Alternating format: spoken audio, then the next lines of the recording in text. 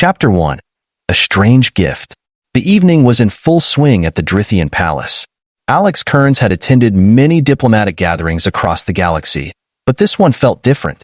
The grand feast held in his honor was an unparalleled spectacle, drawing nobility and dignitaries from every corner of the Drithian Empire. The hall was an alien wonder of glowing orbs and shimmering banners. Even the air smelled exotic, a blend of spices and scents that left a faint, tingling sensation with each breath. For Alex, tonight marked a monumental achievement. After months of delicate negotiations, he had successfully brokered peace between the Drithian Empire and a rebellious faction on the border planets.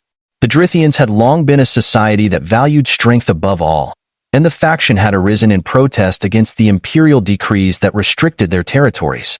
The conflict had been brutal, with skirmishes leaving scars on both sides.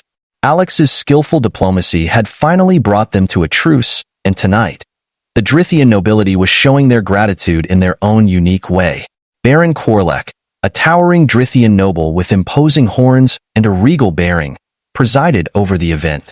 He was one of the most influential figures in the empire, his power second only to the emperor's. Alex had met him several times during negotiations, finding him both shrewd and enigmatic.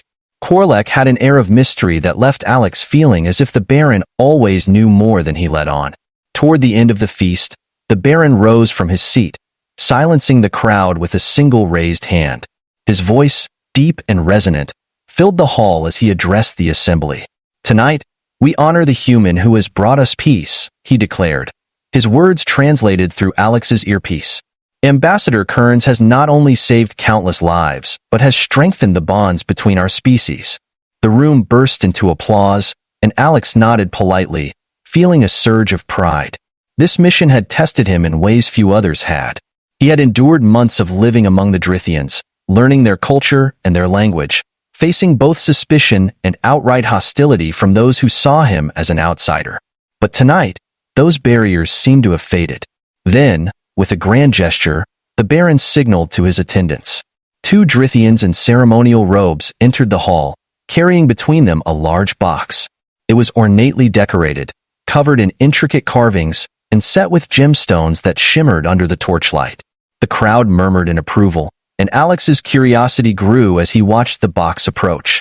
Baron Korlek turned to him, his eyes gleaming with what could almost be amusement. "Ambassador Kearns," he said, "as a token of our gratitude, we present you with a gift unlike any other. A gratitude gift, the highest honor we bestow." Alex took a cautious step forward, his mind racing. He had received many gifts over the years, rare artifacts, honorary titles, even an estate on a far-off world, but this felt different. The box itself seemed to hum with a faint energy, as if it held something alive. The Drithian attendants set the box down before him, and one of them reached for a latch on the side, pulling it open. The lid creaked as it lifted, and Alex's breath caught at what he saw inside. From within the box, a figure emerged, a woman, tall and graceful, with violet skin that seemed to glow under the lights. Her hair was silver, flowing like molten metal, and her eyes were a piercing silver that held an almost hypnotic quality. She wore traditional Drithian attire, a flowing garment that accentuated her slender frame, and she stepped out of the box with a quiet dignity. "I am Solari," she said, her voice soft yet clear, her eyes meeting his with an intensity that took him by surprise. "I am honored to serve you, Ambassador Kearns, as your gratitude gift." For a moment, Alex was speechless. He glanced at Baron Korlek, who looked on with satisfaction. The hall erupted in applause once more, the Drithians around him nodding approvingly, as if this were the most natural thing in the world. But Alex felt a wave of discomfort. A gratitude gift? Was she truly here of her own will? Or was this some form of ceremonial servitude? Korlek seemed to sense his unease. "Solari comes from one of our most esteemed houses," he explained. "Her family has served the Empire for generations.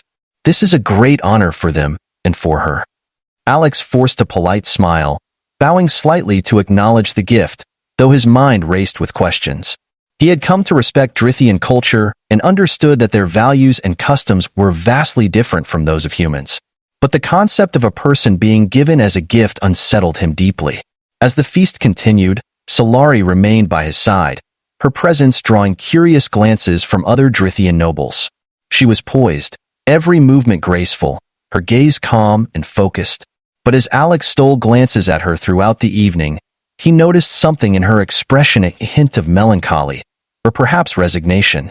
It was subtle, hidden behind her practiced composure, but unmistakable. By the time the feast concluded, Alex's mind was swirling with conflicting emotions. He retired to the guest quarters provided for him in the palace, a luxurious suite with views of the Drithian city skyline, its spires and domes bathed in the pale glow of the planet's twin moons. As he sat by the window, his thoughts returned to Solari. He wondered what her life had been like before tonight, what choices she might have had or not had that led her to this moment. She was an enigma, a person caught between tradition and duty, her fate decided by forces beyond her control. A soft knock at the door interrupted his thoughts, and he turned to see Solari standing in the doorway. She looked at him with a calm, expectant expression, her hands clasped in front of her. "May I come in, Ambassador?" "Of course," he said, gesturing for her to enter. Solari stepped inside, her movements as precise as they had been throughout the evening. She looked around the room briefly before her gaze settled on him. "Is there anything you require?" she asked, her tone formal, yet not unkind. Alex hesitated, unsure of how to address the situation. I wanted to thank you for your service," he began, choosing his words carefully. "What, if I may ask, is this something you want?" Her expression remained unreadable. "It is an honor to serve as a gratitude gift. My family takes great pride in this tradition. I was chosen because I am trained to represent our people with dignity and loyalty." He sensed that her answer was rehearsed, a line she had been taught to say. "And if you could choose, Solari, if you had the freedom to decide, what would you want?" For a brief moment, her composed facade faltered. She looked down, her gaze softening as she considered his question. "I do not know," she admitted quietly. "In our society, we do not often think in terms of personal wants. We serve as is expected of us." Alex's heart ached at her words. It was clear that Solari had been shaped by a culture that valued duty over personal freedom.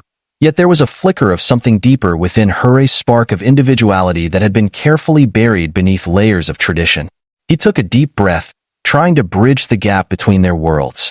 "I respect your culture, Solari, but I want you to know that I don't see you as a gift. You're a person, with your own thoughts, your own feelings. I want you to feel free to speak openly with me, to share what's truly in your heart."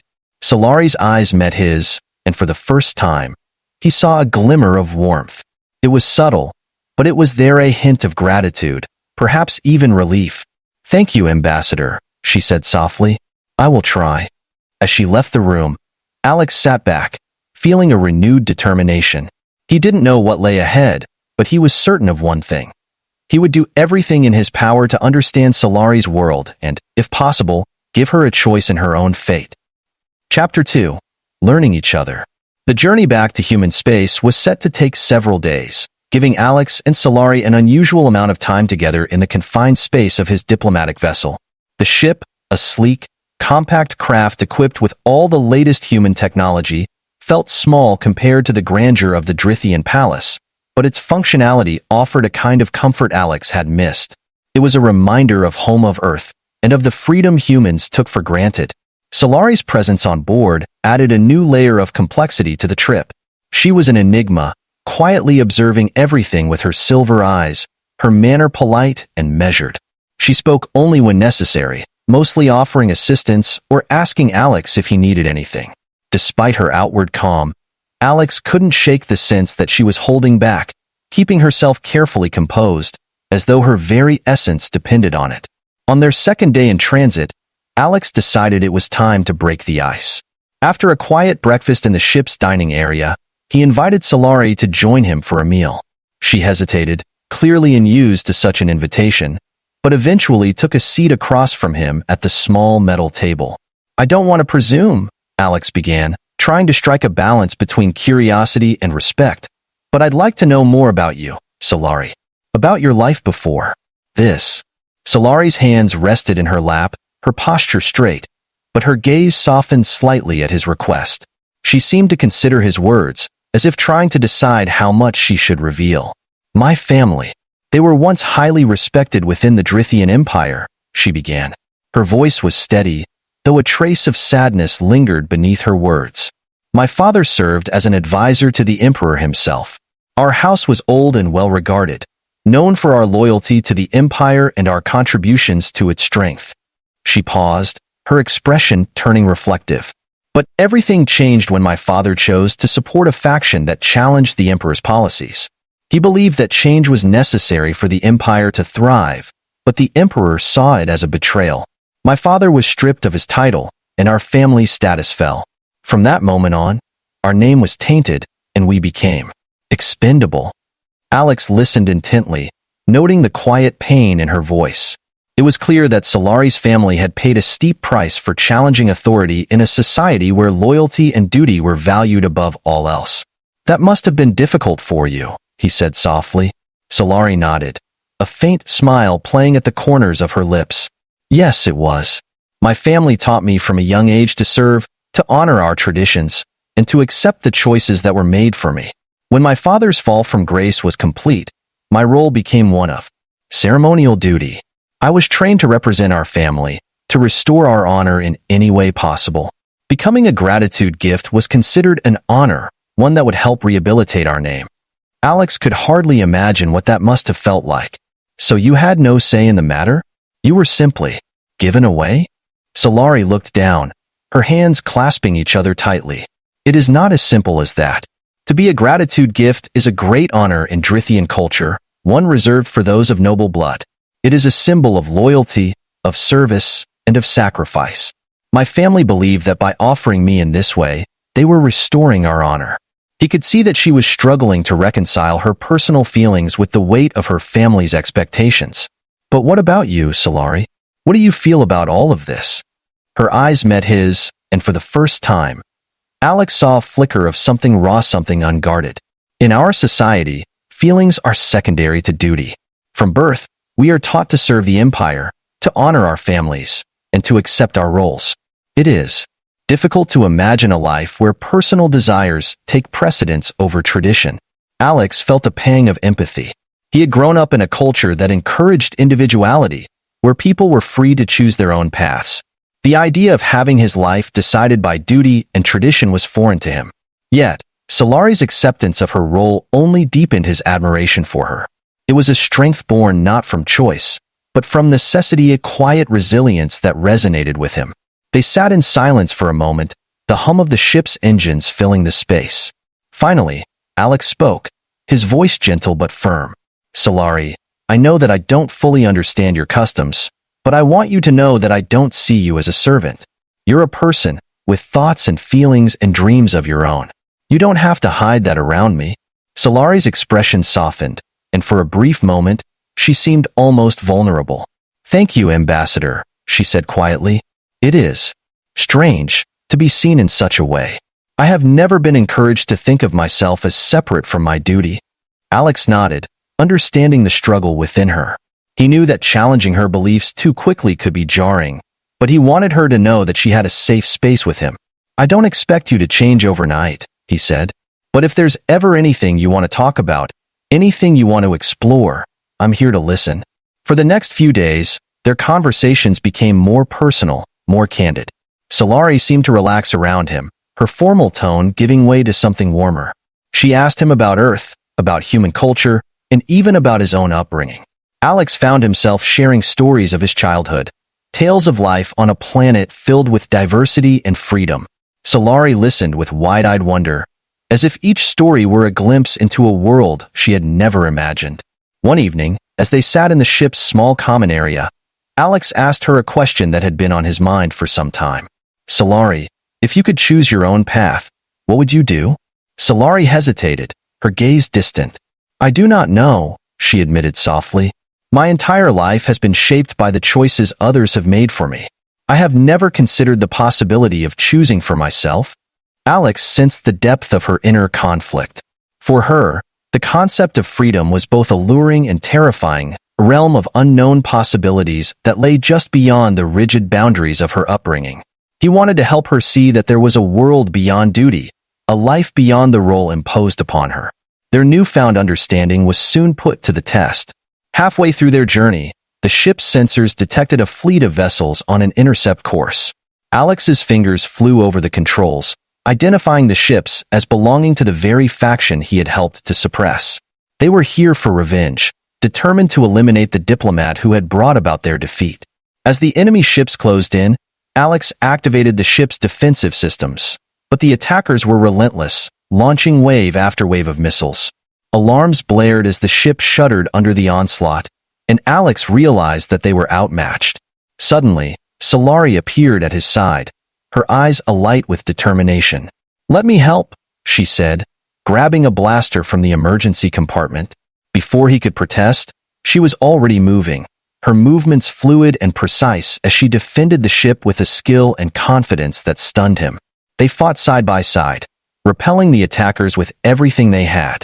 Solari's combat skills were formidable. She moved like a dancer, each motion precise and lethal.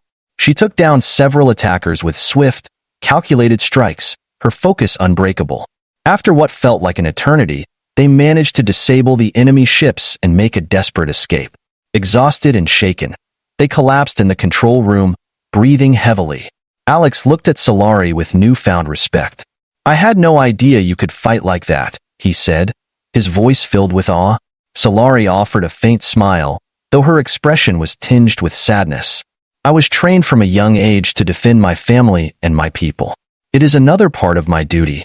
As they tended to their wounds and repaired the ship, Alex realized that Solari was far more than a mere ceremonial gift. She was a warrior, a diplomat, and a person with her own strengths and vulnerabilities.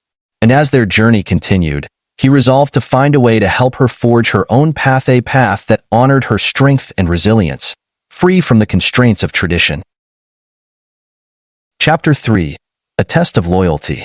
The days following the attack were filled with a tense quiet. The battle had shaken both Alex and Solari, though they handled it in their own ways. Alex found himself restless, struggling with the realization of just how fragile their peace was. Solari, however, seemed unfazed, taking each task with the same calm, focused demeanor she always carried.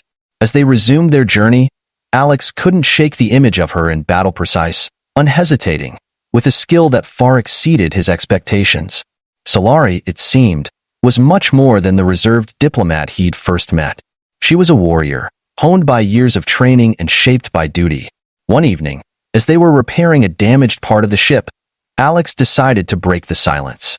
"You were incredible back there," he said, glancing at her as she worked beside him, her face illuminated by the ship's flickering lights. She looked up, her expression neutral, though he noticed a faint flicker of surprise in her eyes. "I did what was necessary," she replied quietly, resuming her work. "I didn't know you were trained for combat," he pressed, curious but respectful. Solari paused, her gaze drifting as if recalling a memory. "In the Drithian Empire, nobility must be prepared for any eventuality. I was trained in both diplomacy and combat from a young age. My family valued strength as much as loyalty, and I was expected to embody both." Alex nodded, understanding more about the world that had shaped her. "You make it sound almost like a burden." Solari's silver eyes met his, and for a moment, her usual composure softened. "It is not so much a burden as it is an expectation. In our society, strength is not optional. It is essential. I was taught to suppress weakness, to prioritize the needs of my people over my own. It was never a choice." He sensed the tension beneath her words, a conflict that had long been buried beneath duty and tradition. He wanted to tell her that strength could also mean choosing one's own path, but he knew that would be a foreign concept for her. Instead, he reached out, placing a reassuring hand on her shoulder. "You're more than just your duty, Solari. You're a person with your own strengths, your own resilience." Solari's gaze softened, and for a moment, he saw a flicker of gratitude in her eyes. "Thank you, Ambassador. It means more than you know." The connection between them felt almost palpable, a bond forged not just by shared experience but by a growing respect and understanding. Yet even as they shared this quiet moment, Alex felt a gnawing unease. Their journey was far from over, and he knew that the path ahead held more challenges than either of them could anticipate. 2 days later, that premonition proved accurate. As they approached the edge of Drithian space, Their ship's sensors picked up an unexpected signal an approaching fleet, their formation unmistakable. Alex's stomach clenched as he identified the insignia on the ships. They belonged to the very faction that had opposed the peace he had brokered. "Looks like they're back for another round," he muttered, glancing at Solari, who was already securing her weapons with a quiet determination. The enemy ships closed in fast, firing relentlessly. Alex's ship shuddered under the impact, alarms blaring as he struggled to keep the controls steady. The attackers seemed determined to eliminate them, their assault unrelenting. As the enemy ships closed in, Alex and Solari moved swiftly, navigating the ship's corridors as they prepared for the inevitable boarding. The enemy was ruthless, and their ship's defenses were failing. Solari positioned herself at the main access point, her expression hardening with a resolve that left no room for doubt. She glanced at Alex, giving him a nod. "I'll handle them," she said, her voice steady. Alex could see the fierce determination in her eyes, and he knew better than to argue. "Just be careful," he replied, his own pulse quickening. The boarding hatch hissed open, and the first wave of attackers surged in, their armor glinting under the ship's emergency lights. Solari moved with breathtaking precision, dispatching each intruder with calculated strikes. Alex watched in awe as she fought, her movements fluid and graceful, each motion a testament to her training. The battle was brutal, and the corridors became a war zone. Alex joined the fight, though he quickly realized that his combat skills paled in comparison to hers. Solari moved like a dancer, her every move purposeful, her every strike lethal. She fought with a quiet fury that seemed to come from a place deep within, a part of her that had been waiting for a moment like this. In the midst of the battle, Alex took a hit to his shoulder, the searing pain momentarily blinding him. He stumbled, and an attacker lunged at him, weapon raised. But before the blow could land, Solari was there, intercepting the strike with a swift, brutal kick that sent the attacker sprawling. "Are you all right?" she asked, her voice tight with concern. Alex nodded, gritting his teeth against the pain. "I'll manage. Let's just get through this." Together, they continued to fend off the attackers, each of them pushing themselves to the limit. Solari's focus never wavered, her movements precise and deadly. As they cleared the final wave, Alex felt a surge of relief, though he knew that their ordeal was far from over. Once the last attacker had been neutralized, they stumbled back to the control room, both of them bruised and exhausted. Solari tended to Alex's wound with quiet efficiency, her hands steady despite the chaos they had just endured. "You saved my life back there," he murmured, meeting her gaze. Solari offered a faint smile, though her eyes held a hint of sadness. "It is my duty to protect you, Ambassador." Alex shook his head, sensing the weight of her words. "It's more than duty, Solari. You didn't have to risk yourself like that." For a moment, she hesitated, her gaze dropping to the floor. "In my culture, duty is everything. But perhaps you are right. Perhaps there is more to it than that." The vulnerability in her voice struck him, and he reached out, placing a reassuring hand on her shoulder. "You don't have to do this alone, Solari. We're in this together." She looked up, and he saw a glimmer of something in her eyes, something unspoken, yet deeply felt. Their bond, forged through shared struggle, had become something more. They were no longer just diplomat and servant. They were allies, perhaps even friends. As they resumed their journey, Alex couldn't shake the feeling that his connection with Solari had changed him. He had come to respect her strength, her resilience, but he also saw the toll that her duty had taken on her.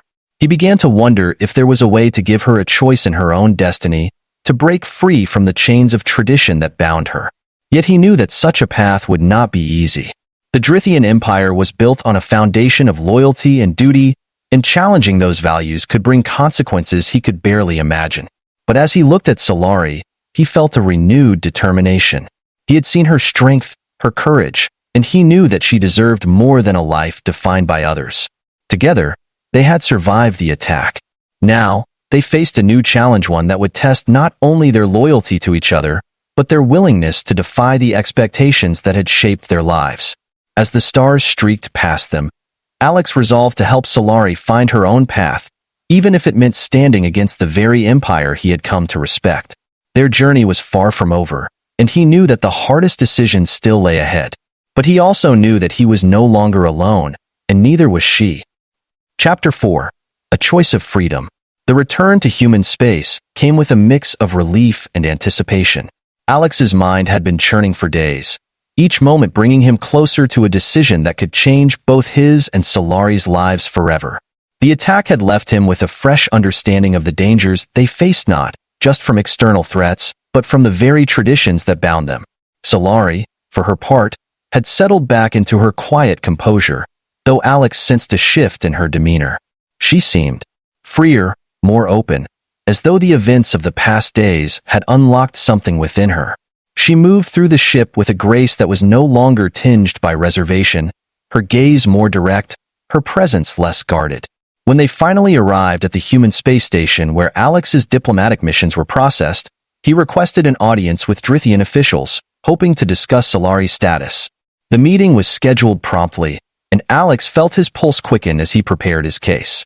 He knew this was a risk, but he also knew that he could not, in good conscience, allow Solari to remain bound by tradition if there was even a chance for her to be free. On the day of the meeting, Alex and Solari entered the conference room together, the walls lined with holographic images of galactic landscapes. Representatives from both human and Drithian sides were present, each seated in a semicircle around a central table. The room was silent as they entered, and Alex could feel the tension thick in the air. At the head of the table was a large hologram of Baron Korlek, his expression unreadable as his eyes settled on Alex and then on Solari. His presence was a reminder of the immense power he held, and Alex felt a pang of unease as he prepared to speak. "Ambassador Kearns," Korlek began, his voice resonant and formal, "you requested this meeting to discuss a matter of great significance. I trust it is worthy of the honor that was bestowed upon you."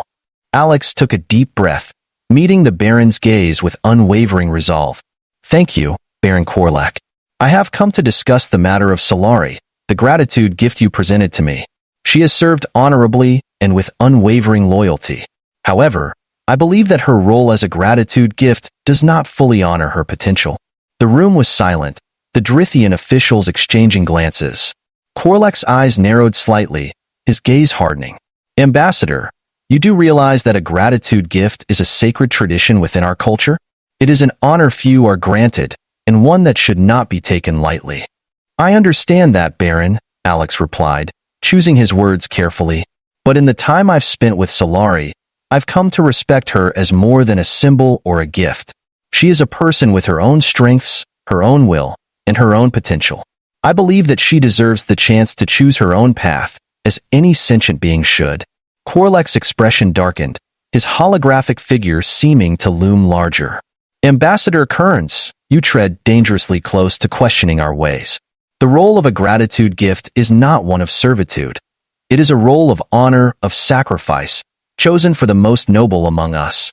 To grant Solari freedom, as you call it, would be to undermine our traditions, to insult the very bond we have sought to strengthen through her service." Alex felt a surge of frustration, but he held his ground. "Baron, I respect your culture, and I understand the significance of tradition. But Solari has proven herself to be capable of so much more than what her role confines her to. She has protected me, saved my life, and shown a loyalty that goes beyond obligation. I believe that loyalty should be rewarded with the freedom to choose." The Drithian officials murmured among themselves, their expressions a mixture of intrigue and caution. Solari stood beside Alex, her gaze calm, yet there was a glimmer of something fierce in her eyes, an intensity that Alex had rarely seen. Korlek's gaze shifted to Solari, his voice cold. "Solari, you are a gratitude gift. Do you wish to defy the honor bestowed upon you, to turn away from the duty that has been assigned to you?" For a moment, Solari was silent, her gaze unwavering as she met the Baron's eyes. She took a breath, and when she spoke, her voice was strong, clear. "Baron Korlek, I was taught to honor our traditions, to value duty above all else. But I have come to see that there is more to life than duty alone. I believe I deserve the chance to find my own path, to explore who I am beyond what I was born into." The silence that followed was deafening. The Drithian officials looked at each other, some nodding in agreement, others frowning in disapproval. Korlek's expression was unreadable, his gaze sharp as he studied her. You disappoint me, Solari, he said finally, his voice cold. You were given a role of honor, a role that few would ever question. To abandon it is to turn your back on your people, on your family's legacy. Solari's face remained steady, though Alex could see the strain in her posture. I do not turn my back on my family, nor on my people. I seek only the freedom to define myself, to live a life that is my own. Korlek's holographic figure leaned forward, his eyes narrowing. Very well, if this is truly your wish. He paused, his gaze icy. The council will deliberate.